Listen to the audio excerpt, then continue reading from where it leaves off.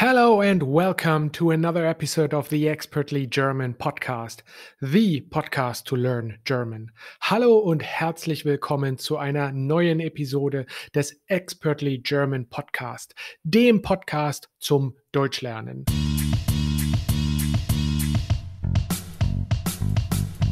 Und das heutige Sprichwort, the today's saying is, mir fällt ein Stein vom Herzen. Mir fällt ein Stein vom Herzen. Me is falling a stone from the heart. Something like that. That's the direct translation. A stone falls from my heart. Something like that. What does that mean? In German, the actual meaning is I am relieved. I am relieved. Mir fällt ein Stein vom Herzen. Puh, I am relieved. Da fällt mir ja echt ein Stein vom Herzen. Let's say you, I don't know, you did an exam and you didn't know how you were doing in the exam, and then you see the result and it says you have a good grade, and then you could say, oh, da fällt mir ein Stein vom Herzen. Quite a useful saying, I would say. Before we start, I want to mention that I am offering one-on-one German lessons on all levels. I have clients who want to practice speaking with me, who want to improve their grammar with me, but I also help people to prepare for job interviews in German, and also for presentations and exams. You can just book a free discovery call with me and we can discuss how I can best help you. The link is in the show notes below. Cool. Let's start with the episode. Today is a news episode, so I will talk about two news topics in German. I will translate the most difficult words into English or phrases into English. And after that, we do some exercises that are in relation to the news topics that I just mentioned. Okay, the first one is Deutschland hat gewählt. Am Sonntag, den 26. September, fand in Deutschland die Bundestagswahl statt. Etwas findet statt. Here is something is happening. And fand statt would then be the past. So it happened. Something happened. Mit einer knappen Mehrheit von 25,7% gewann die SPD die Wahlen. Die Mehrheit ist the majority. Knapp dahinter liegt die Union mit 24,1%. Knapp dahinter means just behind. Auf Platz 3 ist die Grüne Partei und auf Platz 4 die FDP. Interessant ist, dass die Deutschen die Mitte gewählt haben und die extremen Parteien an Stimmen im Vergleich zu 2017 verloren haben. Die Stimmen ist the votes. Im Vergleich ist in comparison. Auch kann man feststellen, dass keine Partei als klarer Sieger hervorgegangen ist. Etwas feststellen ist something like to notice something. And der Sieger ist the winner. Die Grünen und die FDP haben nun die Möglichkeit, sich in Vorsondierungsgesprächen zu beraten und können sich dann somit auch aussuchen, ob sie lieber mit der SPD oder Union eine Regierung bilden möchten. Alright, so that was a long sentence. Maybe I read it again.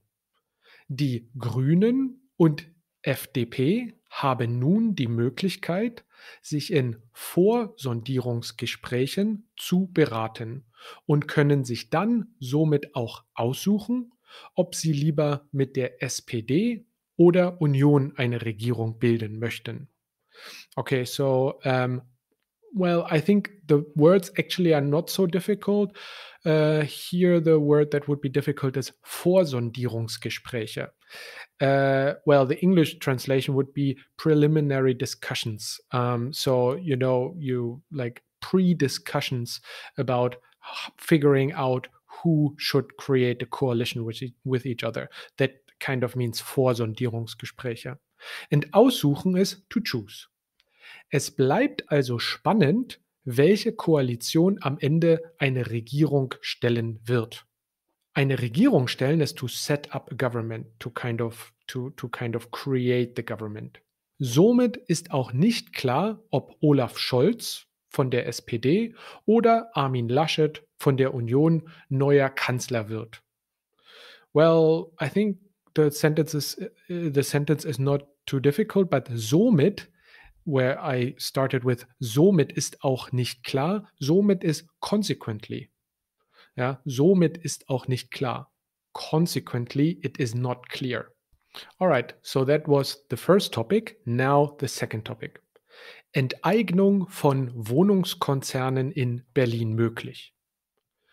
In Berlin wurde in einem Volksentscheid mit 56,4% für eine Enteignung der Wohnungskonzerne gestimmt. Der Volksentscheid ist the Referendum.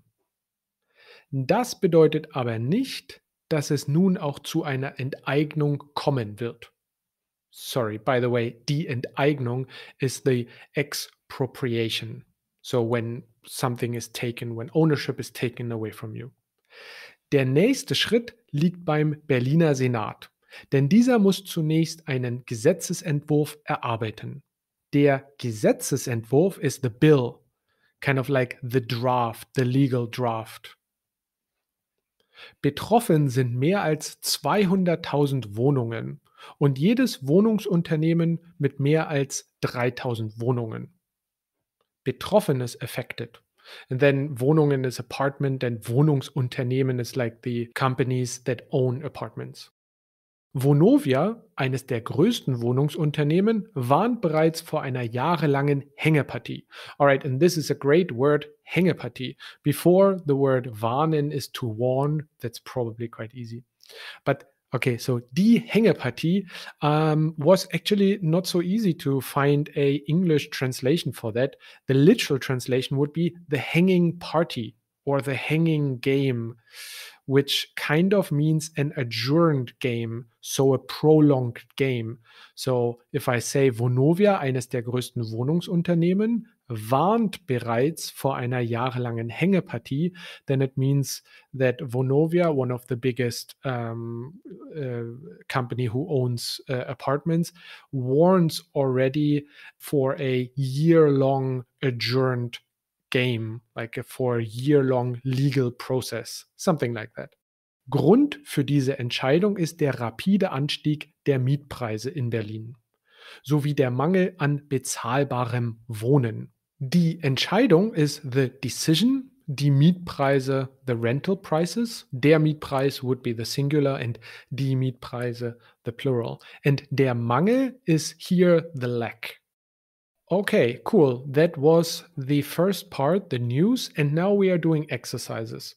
The first exercise would be I'm telling you a sentence in English and you have to translate it into German. So if you're just walking somewhere or something like that, then you can just do that in your head. But if you have a pen and a paper, then maybe try to do it with a pen and a paper and write it down, maybe pause the podcast, and then I will tell you the answer of how I would translate that sentence. I use short sentences, so nothing too crazy. The first one would be the SPD, which is one of the parties, the SPD received most of the votes. The SPD received most of the votes.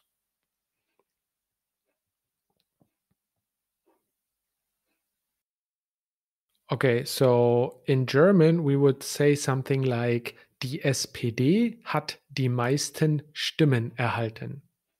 Instead of erhalten, you could also maybe say bekommen. Die SPD hat die meisten Stimmen bekommen. Okay, number 2. There is no clear winner. There is no clear winner.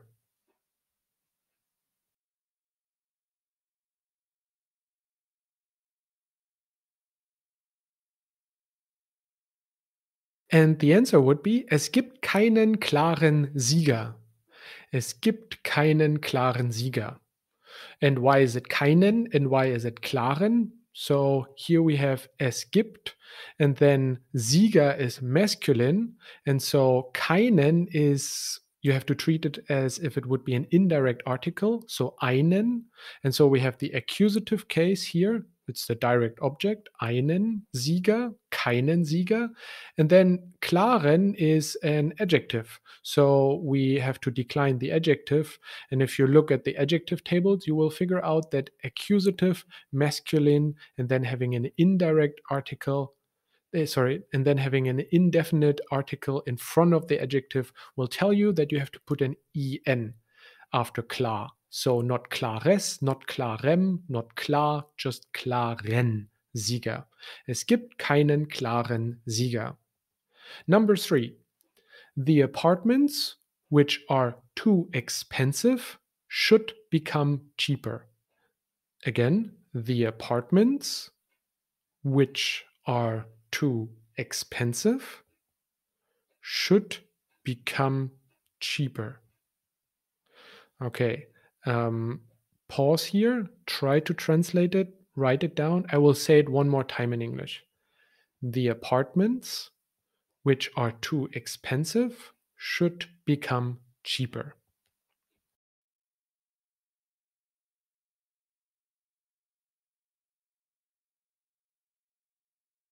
And the answer is die Wohnungen, which is the apartments. And now we have a relative pronoun. So die Wohnungen, Komma, die zu teuer sind, die zu teuer sind, Komma, sollen preiswerter werden. Sollen preiswerter werden. Okay, so there was a little bit more grammar involved here. The rule that you can look up here that is probably the most difficult is the relative pronouns. Cool. And let's now come to the next exercise. I am telling you a German word, and you have to tell me what the English translation would be or what the meaning is. Cool. The first one is die Regierung. Die Regierung.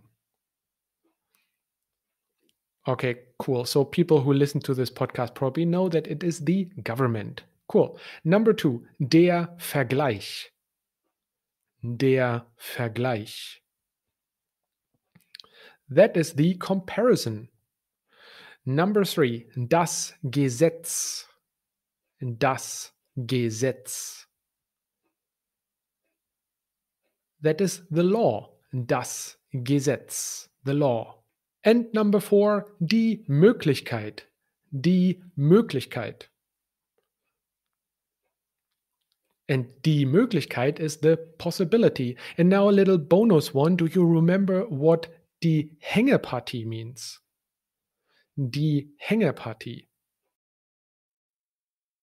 Yes, exactly. The adjourned game, kind of like the postponed, the prolonged game, something like that. I don't know exactly how to translate that perfectly. So that was the end of the episode. Let me know if you want to learn German with me. There are some spots available in my calendar. Also, I've started a YouTube channel. So you can just Google Expertly German and then YouTube channel and you will find that. Or you click in the link in the show notes below. Dankeschön und bis bald.